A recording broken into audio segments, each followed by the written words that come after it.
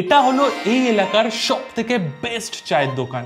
আর আজকে আমরা দেখব যে সেই দোকানের চা ভালো নাকি আমাদের লেভেলের চা ভালো। তার জন্য প্রথমে আমরা লেভেলের তন্দুরি চা বানিয়ে দিলাম। দুধে একটু চা পাতা দিয়েছি, চিনি দিয়েছি, হালকা ফুটিয়ে নিয়েছি, ব্যাস ভাই রেডি। এবার কাকার দোকানের চা আমরা এই পেপার কাপে নিয়েছি আর লেভেলের চা নিয়েছি এই ভাঁড়ে। চিনি বেশি, দুর্দান্ত, খুবই সুন্দর চা। এটা কি কোম্পানি? এটা এমনি নর্মাল চা। এটা একটা আলাদা ফ্লেভার আছে এবং এটা অনেক টেস্টি, একটা চার্জ আছে একটা। হ্যাঁ একটু তন্দুরিটা মানে পোড়া পোড়া একটা তো ফ্লেভার রয়েছে।